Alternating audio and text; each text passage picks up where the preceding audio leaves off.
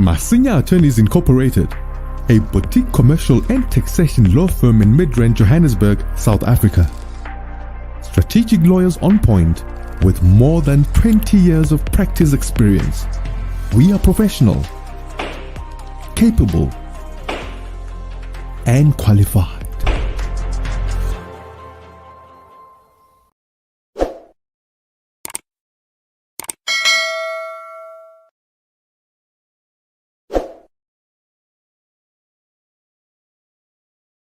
Hello, everyone. Thank you so much for joining me right here in Solomon's Temple. I hope you're doing very well today. My name is Solomon Nizanya Shams. They call me Uncle Solomon, so feel free to call me Uncle Solomon. I would appreciate that sort of personal touch in our relationship with you. Thank you so much. If you're here for the first time, welcome. We want to roll the red carpet for you and say welcome. Please engage with us. Agree, disagree with us, and please make sure you check out all the videos that we have in this platform, that is Solomon's Temple. There are so many videos there that you can check out on different topics and different issues. Please check it out, and I hope that you're going to be blessed as you check that out. At the same time, please subscribe to the YouTube channel, just so anytime we come on to broadcast, you probably hopefully going to get a notification. That is, if you click on the notification button, that way it's going to be much easier for you. So thank you so much, everyone who is here. Today we had from where? Sierra Leone. Yeah, Essie from Sierra Leone, from Freetown in Sierra Leone.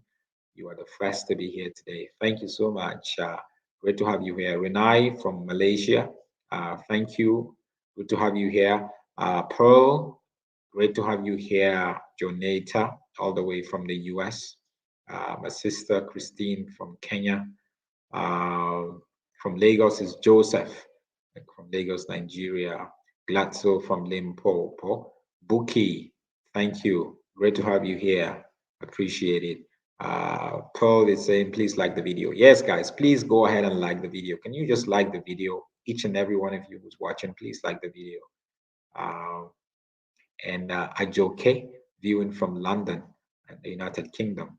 My man, the music maestro, Wilson Joel, all the way from Lagos, Nigeria. Great music producer there. Sfundo, say not everything is a strategy. No, not everything is a strategy, as we're going to look at it. So it's been just making the news right from yesterday, I think 2 days ago, a case of a pastor who gave away cars to members. And that's what we're going to look at. You know, I love this sort of story because that is actually going to help reveal the heart of the pastor or reveal the heart of the ministry, right? So this is actually in Capetown, South Africa. Now in South Africa, you don't get to hear about this making the news. In Nigeria, it's something that is done regularly for different reasons. And to be honest with you, a lot of times for reasons that, you know, the ones that do it publicly and put it in the media, obviously they're using it for marketing. But then there are people that actually get cars, great cars, Range Rovers, Toyota, from their pastors, which is done silently, which is a great way to bless people. Some people have a car, but it's just the new car that they got is just going to be an upgrade. Some do not have a car, but then they are being given a car, and obviously that would help with their transportation, especially when you're living in a city like Lagos or Nairobi or Johannesburg, Cape Town or Dar es Salaam, where you need a car to move around. You know, the trains is not like in Europe where trains or the buses go almost everywhere. There's a bus stop or there's like an underground train station, that kind of thing. It's totally different, right? And on the flip side, a lot of pastors and ministries, they've used this for marketing purposes, where they would create a huge campaign around, wow, we're giving away 10 cars here.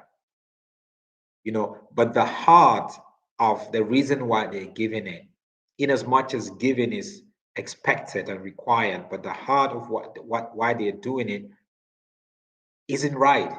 You and I know that. Now, I'm not trying to say every pastor or every church that gives away cars are doing it for the wrong reason. No, giving is always expected, is always required, it's always encouraged. But why are you giving? Are you giving with a motive that is not a biblical motive? Are you the reason why we give, the only motive should be to help alleviate the current state of the receiver. So the giver is given, with a heart where they want to alleviate, your current state. They want to help sort of like uplift you from your current situation. And that's what it is. Giving is living. That's what somebody said.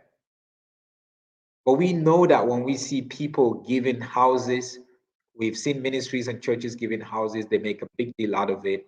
And they're doing it just because they want the attention. It's another way to do marketing. Right? But in this case of this pastor in Cape Town, his name is Pastor Kyle Drivers. Anyway, so his surname is Drivers, like driving, right? So it just tells you something. His name is Pastor Kyle Drivers. He's based in Cape Town, in Plum State, in Cape Town. If you know Cape Town very well, South Africa. And he runs a ministry there. And it's a small little congregation. They're not like a massive congregation who is on TV and all that kind of thing. No, it's a small little, excuse me. It's a small little congregation. Here's a picture of their congregation. You could see this is the congregation. It's in a so-called like a colored area. Plum State is more like a colored area, isn't it? Quite a lot of colored people there. So you could see that it's a small congregation, maybe just a few hundred. This is just the man in the church, right? So we're not talking about some church that has excessive money. There are churches that can buy 10 brand new cars, 20 brand new cars and give it away today, and they're not going to feel nothing to do with their budget. It's not going to affect their financial, their cash flow or anything. But this is a church that is small, a church that is growing, and a church that is sort of like unknown. I didn't know about this church, the ministry, or the pastor, Kyle Drivers. I didn't know about them until yesterday or 2 days ago. When a radio station brought up news. I actually would want to, I'm trying to see how I can get in touch with the pastor, hopefully bring him up here and interview him, so just to talk about it. So he felt that, God asked him, told him to give away 3 cars. No, not at one point, at one time, but to give away 3 cars. And because he felt, look, this is an instruction from God and for me to do it. And he didn't have the money to just go buy 3 cars to give away. So what he thought of was, okay, I'm going to use my car. I will take my car and sell my car. When I sell my car, then I can buy 2 cars. Then I can keep one and give one away for now. So you see the process. The process is always important. It wasn't like there's money there from tithes or offerings or whatever, where he can just fetch the money and buy these cars and then give it away. No, that's not the case. According to him, he had to make a decision because he heard what God say. He had to make a decision to sell his car. Maybe his car is kind of like, medium range type car. At least if he sells his car, he can get 2 cars, out of his car. And that was his plan. So he shared with the congregation. God said I should give a gift. God said I should gift cars. I should bless people here with cars. And I'm going to take my car, I'll sell it, I'll buy a car, and, someone is going to be blessed. So we have to understand the process. You know, again, I'm trying to make you understand the context of which this church is. And to be honest with you, sometimes when we hear, pastors giving away cars, the first thing that we hear, do we think is like, no, it's another gimmick, it's another fake pastor, it's another false prophet, charlatan, and all that. No, I think there are great pastors there, even if we don't agree totally with what they're doing, but their intention is totally different. You know, and as you can see, the church here, the church is predominantly colored people.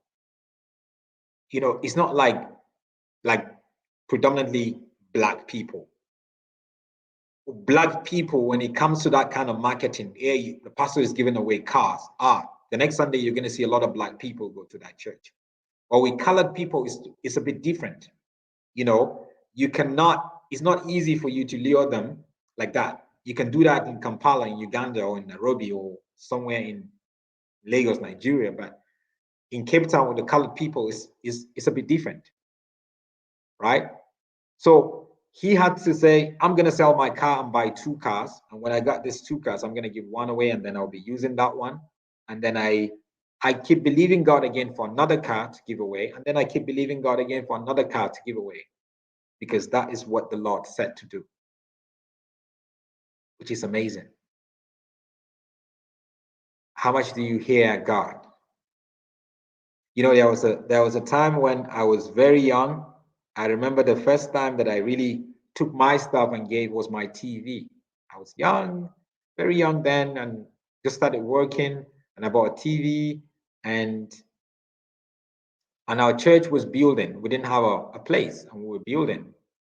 We're actually building or trying to buy a land, something like that, to build the church building. But we were using a hotel auditorium, which was quite expensive. So I remember I went and took my TV and took it to church and gave it away. Not just that, I remember one time God said, Solomon, go take the monies that is in your account and give it to church towards the building. And to be honest with you, between when I was leaving home to go to the bank, I was just like, Lord, I hope I'm going to get to the bank now, because I may just change my mind. I went and cleared every single money in my account, in my bank account, and took it to the church and gave it away. Straight. Now, this is a church that I believe in. I still go to the same church when I get back home in Nigeria, in Abuja, Nigeria. Because I know the kind of churches I've been exposed to are Bible-believing churches. I was never exposed to, like all these prophetic, all these charlatans and fake prophets. I don't know. That's not what I follow. It's not my Christian foundation. I'm from a very conservative, Christian foundation. I don't follow the crowd, that kind of thing. And giving is part of who we are. And one thing I sort of like with this situation is they gave to people who I need. So here's one of the cars that was given. Here's one of the cars that was given to this couple.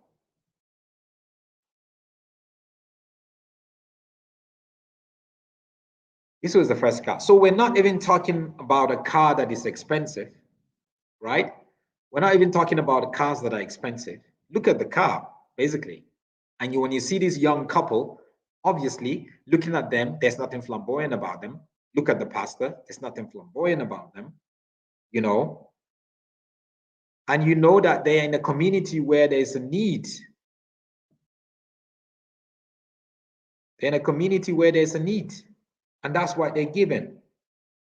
That's why they're giving these people.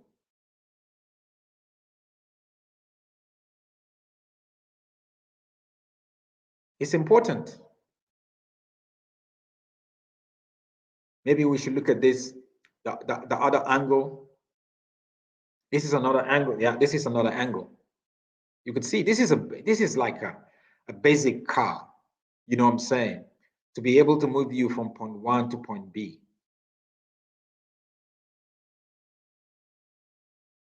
It's not like a car that's like flamboyant. and they gave it to the members of the church. The name of the church is called Riverword Church in Plumstead in Cape Town, South Africa. Riverword Church. The name of the pastor again is Pastor Kyle Driver. So like a driver. Sorry, I said drivers earlier. Like a driver. There's no S to it. But let me play you a clip of what he had to say. Just a short clip of what he had to say and why they're doing why they're doing what they're doing. Right? Here. Personally, as a Christian, I believe God's a giver. He gives you fresh air, He gives you life, He gives you the gift of free choice. So I believe, it's Jesus said it's more blessed to give than to receive. And that's why, we constantly have to be giver. If we all givers, the world would be a much better place. Look, we started with giving cars, and then we believe God to give houses, fridges. Like, we just want to be a blessing. That's right. Yeah. So just some words from him. They want to give houses, they want to give fridges. And for me, those are the needs that are in society. Right? How do we see a need in society? Before I came on now, someone that I haven't spoken to a long time, he used to help in our church where we used to go. He used to help in the morning. He's from Malawi. He used to help in the morning to move chairs and arrange the whatever and pack everything because we're using the school auditorium. He went to Malawi since March. He just came back now. And he called me that, look, he doesn't have a job and he does this, they're struggling with food, with his wife, food to eat and all that. I said, okay, send me your bank details. And I'm going to look for ways that I'm going to be able to help him. These are the kind of needs that we should meet, where people would feel that you've helped them. People that are struggling, not somebody that's in my level. I don't struggle to eat. I don't struggle to drive around. How about the real people that have the real need? They are the ones that we should give. So this is the first car that they gave. One of the cars that they gave away, and this is another car that they gave away. And this one actually happened to be an older lady. She's like 65, I think. Right? She's like a 65-year-old, 67-year-old widow. This is what they gave her, 67-year-old widow. You could see the cars. These are like basic cars. These are cars that are, probably just going to cost you what, 70,000 rand, $5,000 maybe. Let's play a clip from this 67-year-old widow who received one of the cars. This is a Renault Clio. The car made is a Renault Clio.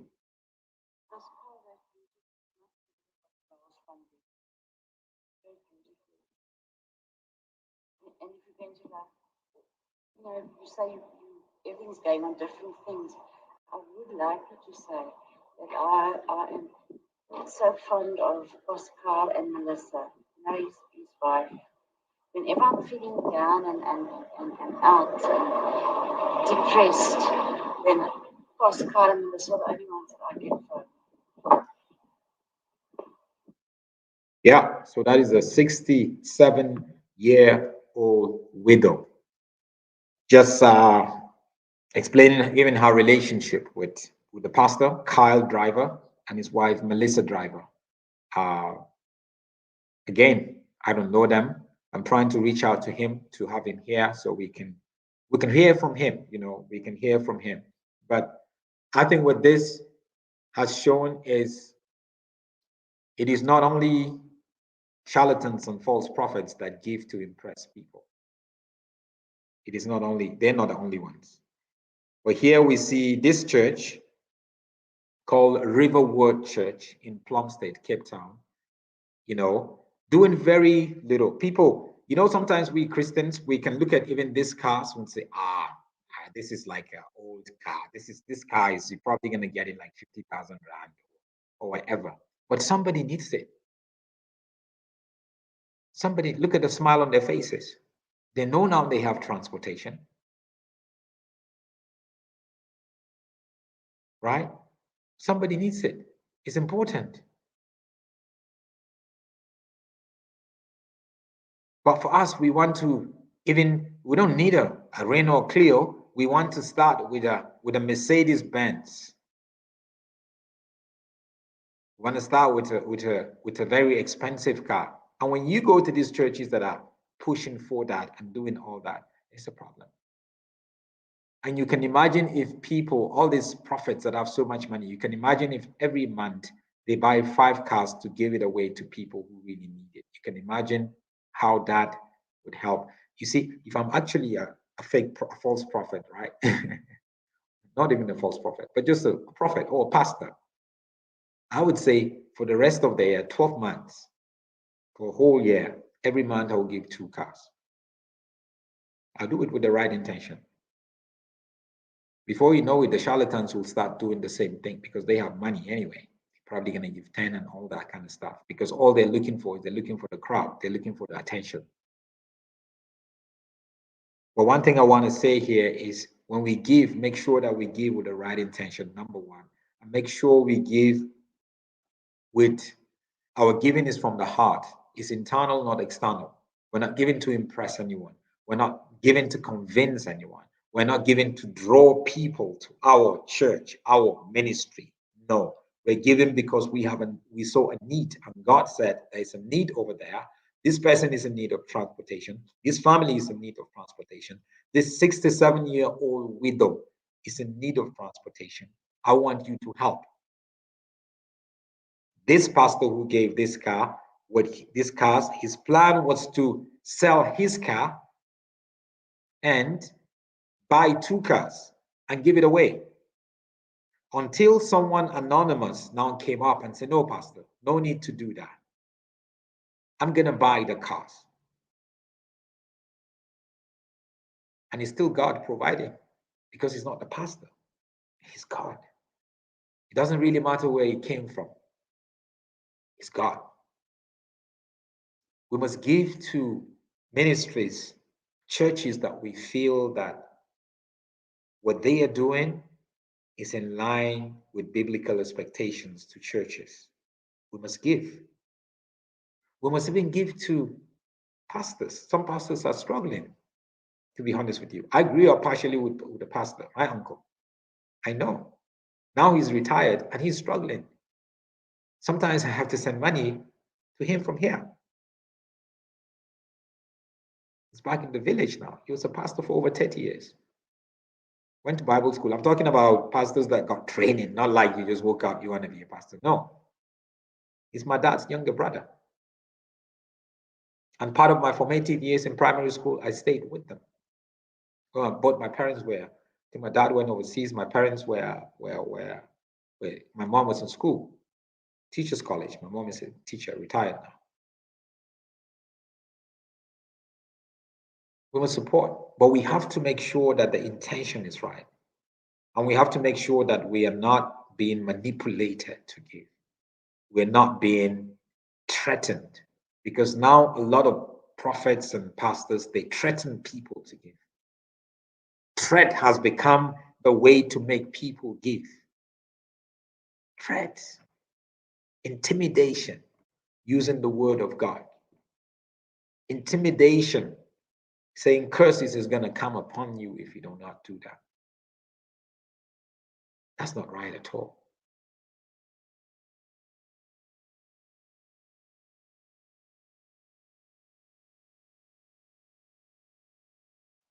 Buki says, thank God for the faithful remnants doing it Jesus' way.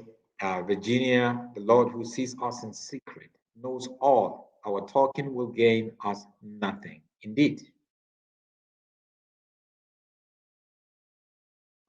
Yesha says, God bless him. Indeed.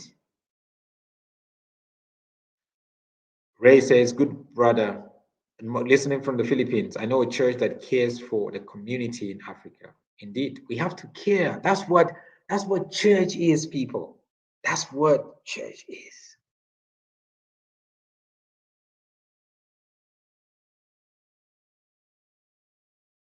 Rigobert is telling us we should take his motive slowly because pastor's prophet changing. Indeed, people change.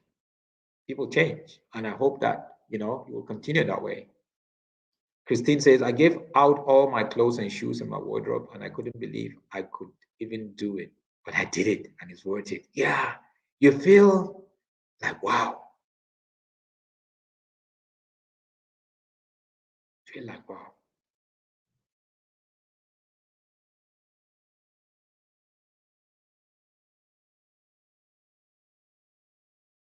Did he give the car to those without car? Yes. The cars were given to those who do not have cars. Because even if I have a car and I want to give it to somebody who has a car, I would tell them to give me their car. Then I will give them the car that I'm giving them. Then I will take their car and give it to somebody who doesn't have a car. I'm not going to give you a car so you can have two cars. No, no. I want you to have transportation, not luxury, not having two cars. Pearl says, this is a good thing because it's more blessed to give than to receive. Indeed. Motive is always important. Yes. Unfortunately, most of us give with the intention of getting something in return, favor, fame, attention. Exactly. Search our hearts. Pilo says, that is the first of one of his kind. I applaud him if he did it with good intentions and identified the least amongst the congregants. The Bible says, whoever does this to the least of my people, they do it to me. Yes. 100%. Yes.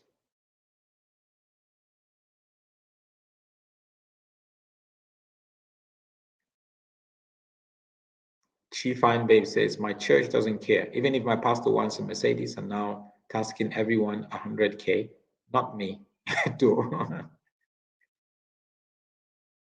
Remiel, if he did that from the heart of Christ, we thank God unless the motive of the heart are different.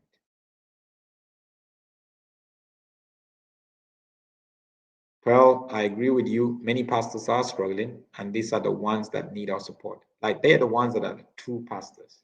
True pastors. Chief Fine Babe says, Brother Solomon, what do you think about Funke Adejumo telling our listeners to make friends with only wealthy people? I think I watched that clip once, but I think I'll need to watch it again. This Funke Adejumo's clip. There's a lot of stuff that when it comes to like relationships and money, finances, that I don't agree with Funke Adejumo's view, you know.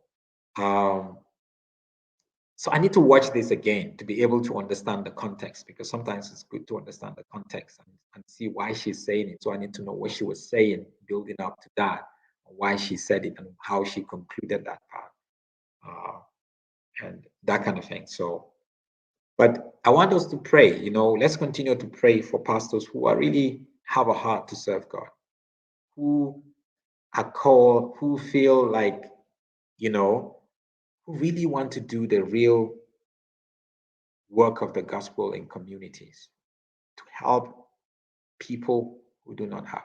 The gospel is all about helping people. It's not just about salvation. Salvation is the beginning.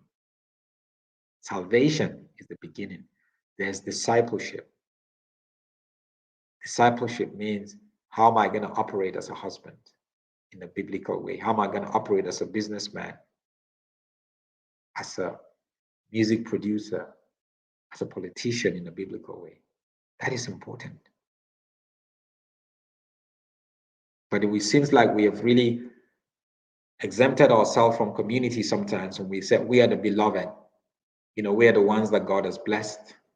And then every other person is on the other side. And we're always just helping people that are with us, people that are us, that are like us. We have to even help people who are not of the same faith with us, people who are not in the same race, the same tribe with us. That is a Jesus way. That is a Jesus way. So let's continue to pray for pastors like that people, you know, pastors with a strong heart to help people, to help community, to give is very important. I'm going to try to get this pastor, you know, here, hopefully have an interview with him just to hear a little bit more about him. Pastor Kyle Driver from Riverwood Church in Plumstead, Cape Town, South Africa. Thank you so much, guys. May his goodness and his mercy follow you all the days of your life. Thank you so much. I'll catch you again later. Please don't forget to subscribe. Masinya Attorneys Incorporated, a boutique commercial and taxation law firm in Midrand, Johannesburg, South Africa. Strategic lawyers on point with more than 20 years of practice experience. We are professional, capable, and qualified.